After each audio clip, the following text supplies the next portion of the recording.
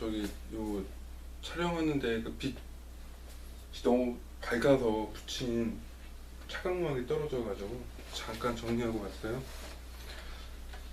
자, 해서 뭐냐면 우리가 지수함수도 두 가지 정도 알 수 있잖아요. 그러니까는 y는 2의 마이너스 at가 감쇄한 형태의 1번 함수가 있고 y는 2의 마이너스 at가 증가하는 형태의 2번 함수가 있을 수가 있어요.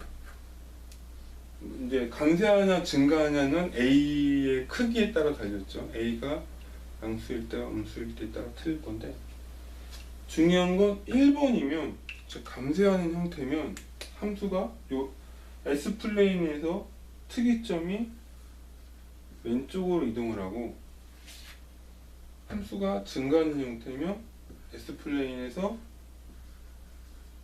극점이 오른쪽으로 이동한다는 거죠. 이해하셨나요? 굉장히 중요한데, 좀 중요하다고 생각해요. 나중에 이제 전달함수, 그러니까 대부분 제어계의 전달함수는 뭐 이것저것 간략화해서 2차 방정식으로 표현을 하는데, 2차 방정식의 해의 두 가지를 보는 거잖아요. 해의 근이 1, 2, 3, 4 분면 어디에 배치되느냐에 따라서 레퍼런스 입력에 대한 출력치의 오차가 감쇄를 할 건지 증가를 할 건지, 그러면은 발진을 할 건지 수렴을 할 건지 그걸 따지는데, 지수함수를 보면은 얘는 뭐를 알 수 있냐면 감쇄할 거냐 발산할 거냐, 요거에 대한 특성을 알 수 있는 거죠. 한 번 더, y는 2-at라는 함수가 두 가지 형태라는 거죠. a가 여기서 이제 부호가 붙어 있기 때문에 a가 0보다 크면 감쇄를 하고, a가 0보다 작으면 부호가 붙어 있다고 했어요. 식에 증가를 하는 거죠. 감쇄가 아니라 발산하는 거지. 어차피 극한값도 틀리잖아요. 1번 같은 경우는 t가 무한대일 때 제로인데, 2번은 t가 무한대일 때 무한대요 같이. 자, 그러면 S플레인이 어떻게 한다고요? 이 극점, 마이너스 A라는 이 극점이 수렴하는 애들은 왼쪽으로 가고, 왼쪽으로 가면 갈수록 수렴이 더 빨리 돼요. 오른쪽으로 가면 갈수록 더 심하게 발산을 하는 거죠. 아셨죠? 첫 번째. 두 번째는 사인 오메가 t를 보면 얘의 라플라스 변화는 S제곱 플러스 오메가 제곱 분의 오메가라는 함수인데, 이거의 극점은 중근 두 개예요. 지금 두 개가 나오는데, 이렇게 S는 플러스 마이너스 J 오메가다. 그거가 S플레인의 XY, Y축에 붙어 있어요. 현재로는 붙어 있는데,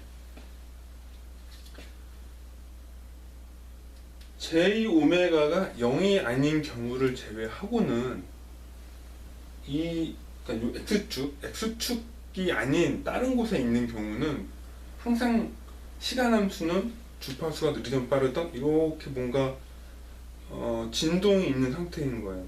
진동이 있는데, X축에 가까우면 가까울수록 주파수가 길어지는 형태고, X축에서 멀리 떨어지면 떨어질수록 진동이 심해지는, 그러니까 주파수가 높아지는 거다 라는 걸 알 수가 있는 거죠. 어떻게 좀 지금 매칭이 안 되려나? 그쵸. 모터 방정식을 해야지 이제 이해가 되겠네요. 여하튼 이 두 가지를 요 지수함수일 때랑 사인 함수에서 특징을 잘 기억하고 계세요. 나중에 개념적으로 이해할 때 도움이 됩니다. 사인 같은 경우는 이렇게 극점만 두 개가 있거든요. 근데 코사인은 설명 안 했지만, 코사인은 0점도 하나 있고 0점이 하나 더 있는 거죠. 그러니까 극점 두 개, 0점이 하나 있어요. 그래서 대략적으로 눈치를 채 보면 A의 S 플레인은 극점 0점이 다 있는 구조죠. 뭐냐면 S가 0일 때는 일단 0점이에요. 0이라고 표시할게. 0입니다. 0. 이거 점이나 동그라미 아니에요. 동그라미입니다. 점인데 0점이고 플러스 J오메가 마이너스 J오메가의 극점 X로 표현되어 있죠. 그러니까 얘 같은 경우는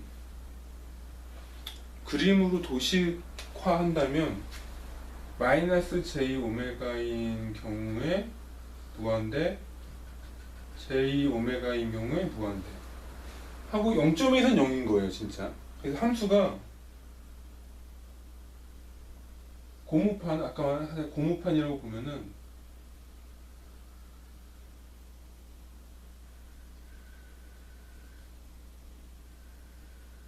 이렇게 나와요. 이렇게 요 한 단면만 잘라서 보면 그 고무판, 넓은 고무판, 아까 말했던 고무판이 마이너스 J 오메가에서 무한대로 팍 올라갔다가 구멍이 뚫려 있죠. 해석적이 아니니까 쭉 내려와서 0점에서 밑에 그 XY 0점에 붙어요. 딱 붙게 되고 다시 증가해서 J 오메가에서 무한대로 갔다가 내려오는 거죠.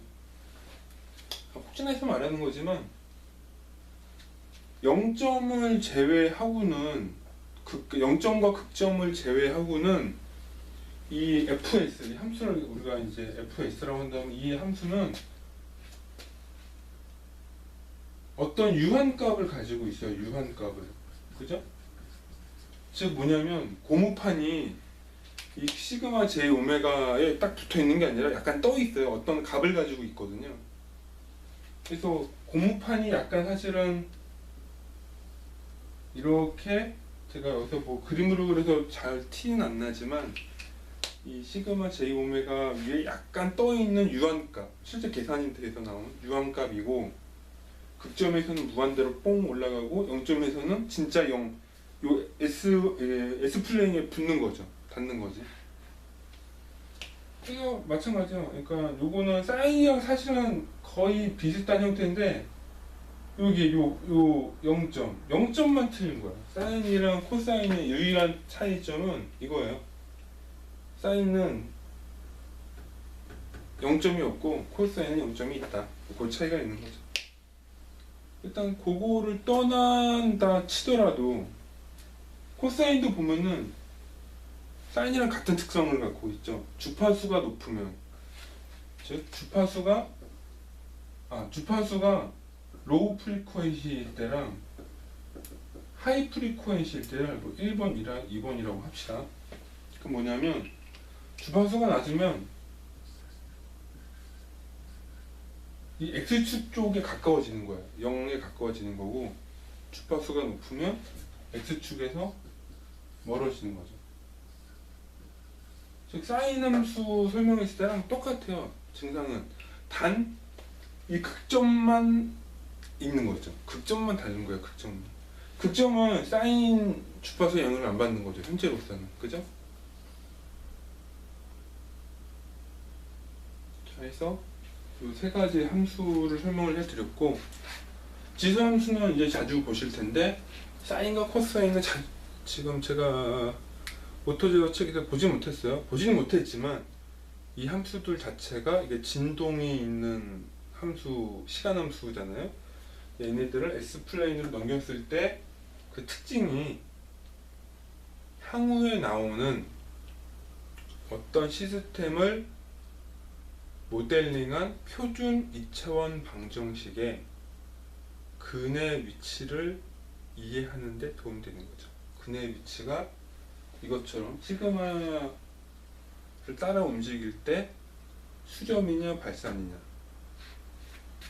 Y축 J 오메가를 따라 움직일 때 가운데로 모이면 저주파, 바깥으로 멀어지면 고주파가 된다. 이거를 이 함수를 보면 알 수가 있죠. 사실 이거를 뭐 의미 없이 봤었어요. 그동안 그냥 의미 없이 쭉 보고 있었는데 이거를 내가 지금 모터제어 책이랑 이렇게 연결하려다 보니까 이런 식으로 의미를 부여하면 좀 더 외우기가 좋더라고요. 어차피 나중에 모터 전기자 방정식이랑 뭐 저기 역기전력 방정식이랑 모텔 기계 방정식이랑 이거 다 이제 토크 방정식이랑 다 합쳐가지고 그 DC 모터에 대한 모델링을 만들잖아요. 그러면 걔를 시키기 위한 앞에 제어기가 붙는데 그 전체 제어기가 포함된 전달 함수의 특징이 좌반구, 그러니까 3, 4 분면에 있어야 되고 수렴하는 방향이라는 거죠. 3, 4 분면에 있어야 되고 여기 이쪽에 보면은 수렴하려면 3, 4 분면에 있어야 되고 진동이 적으려면 X축에 가까워야 된다는 결론이 나는 거죠. 그거를 이해하기 위해서 얘를 같이 보시면 좀 도움이 될 거예요. 일단 여기서 넘길게요.